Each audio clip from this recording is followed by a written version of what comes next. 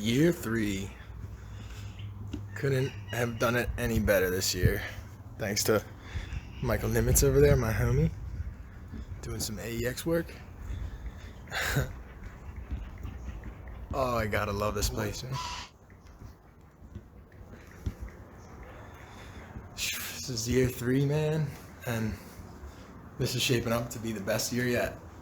There's a lot of interesting stuff going on, some internal conflicts. There's just a lot of juice happening, and I'm just excited to see it all happen, you know? Ooh, that looks locked. Good job, Victor.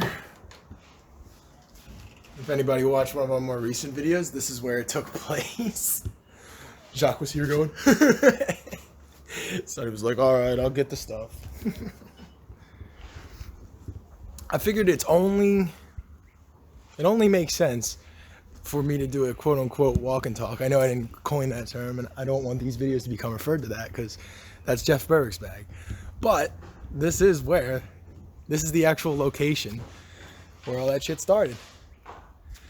Where he would just, go on walks and share his perspective and his perception, And I feel like if more average humans, and when I say average humans, I mean people who aren't like Beyonce or something being possessed by multiple archons to enslave humanity, and also not biological robots who are spiritually sleeping inside a body that's alive or moving. I'm talking about people like you and me who think about these things, who have questions and wonders. I love Mexico because you don't need permits to construct things. You just start building. Hello. Just build the shit. What the fuck do you need to ask somebody permission for to build a house for yourself? If everybody in the area is cool with you building a house, which everybody is because they all did the same thing, then we all live on this beautiful mountaintop and everybody's happy and nobody has to worry about government permits hiking up the cost of our construction. You know what I mean? Shit's dead. But point being is there's a lot of manipulation in this world, and it can make a lot of people lose hope or be a little jaded or just get frustrated. And that's perfectly normal. I mean, it happened to me. It happens to my friends. I console people who go through it. You know what I mean? I talk to a lot of these people, and it's a common thing amongst all of us, this sort of loneliness on this path. But I think the ultimate thing to understand is the real you, beyond all of your emotions and your thoughts and your body and its diseases. The real you is this pure light that cannot be any of that stuff. The real you can't be sick. The real you can't be lonely. The real you can't be depressed, and the real you can't even die. So once you grasp that on a fully conscious level, once you feel that in your heart and not just know it in your mind, then you become fearless. Because what's the worst that can happen? Somebody kills me, I get 160 pounds lighter. It's amazing. You know what I mean? That's fucking, I can go fly around. It's awesome. It's really not as bad as everybody thinks it is, honestly. And if you need to test drive it, just do DMT. I mean, that's what's going to happen anyway. As you're slowly bleeding out on the floor, your brain is just going to be shooting fucking DMT to your brain, which is essentially opening up your body to be an open doorway for your soul to leave and to go onto higher ground or wherever the fuck else it wants to go.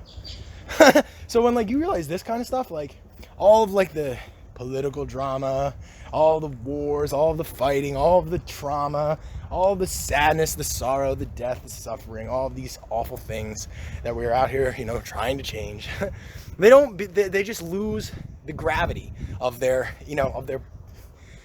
fear and of their control on us. So what I offer to you is if you are sick and tired of being sick and tired or afraid or pissed off or frustrated, instead of trying to, bitch and moan and complain to people and change the world, these are all worthy tasks to try and help our communities. But everybody's got it backwards. Everybody we project our own insecurities and the things that we are not confident in out into the world. And then we go try to address those people's problems instead of our own. For example, if you're a lazy person, or let's say, because this is more applicable to government, even though government workers are probably the laziest fucking people ever. Actually, I'll use both examples. So if you're super lazy and you just want a consistent gig that'll pay you for your entire fucking life, just go work at go do some paperwork for a police station or something, or or go do some paperwork for a fucking other public thing that's useless but is just gonna run on indefinitely. And then in the sense of people who aren't lazy and who are very active, have very active polarity, you have the other situation where it's like this constant manipulation. You have police coming, breaking down people's doors, arresting the wrong people. Like, fuck that. We don't need any of that shit. But in order to stop it out there, we have to start the change in here. Because that is what's going to show people the better way. If I just go into a police station with a bunch of weapons and blow everything up, they're just going to double down. The police are just going to get more militarized. But if I end up interacting with police officers and my energy is so high, or your energy is so high, or whoever's, that you actually inspire them to be a little curious about how you got that way, that might be the catalyst or the seed that gets them to switch directions and eventually go onto a better path that's more in line with what their spirit wants and not what their mind is begging them for, which is security and safety.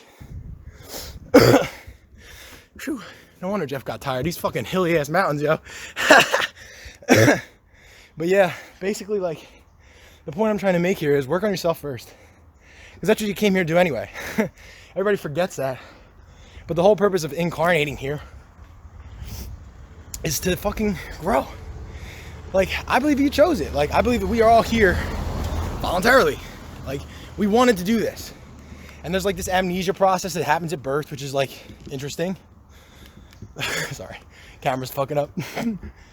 But like, that's all part of the game. Like, we even knew about that. We knew we were getting ourselves into all of this because it's the same reason you get into a video game where like the stakes are high, you know? It makes the game fun. If you're just playing Snake, eating fucking dots, you know, that's not really high stakes, it's bullshit. But if you're Solid Snake in Metal Gear Solid and you have to sneak through an entire room of people who'll kill you in one shot, that's a little bit more enticing.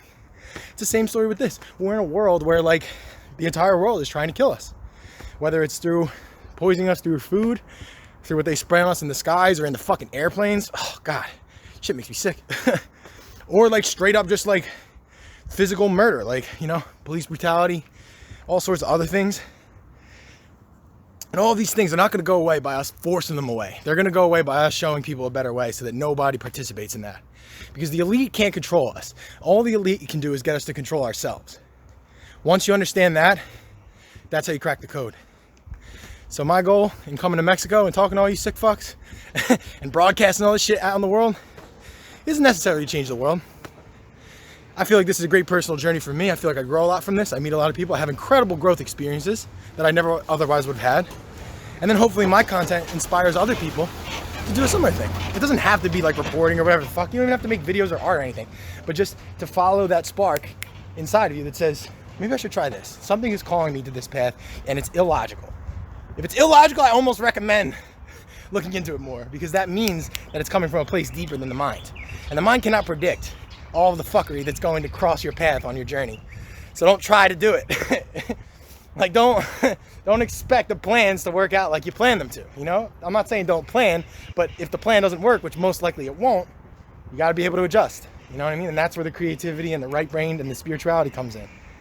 So I hope you all are inspired. I hope this walk and talk, which is the last time I'll ever refer to it as that, was cool. It was cool to rock on Jeff Berwick's old stomping grounds and do him a little solid. And in a few days, AEX is starting. We have our first weekend free. We're just partying the shit out of Mike's house. It's gonna be sick. If you're in Acapulco, come up to Mike's house. You can go to thestateofanarchy.com/AEX. Free register, super easy, free, 2 seconds. And then come hang out with us. And then of course in Acapulco, the pre-events begin on Monday the 10th. The main conference is from the 13th to the 16th, I believe. And then they got a few after events until like the 19th. And then the real AEX starts February 20, 21st, and 22nd. That's gonna be some big shit. We got venues, we got all sorts of fun stuff for that. So stay tuned and enjoy the show.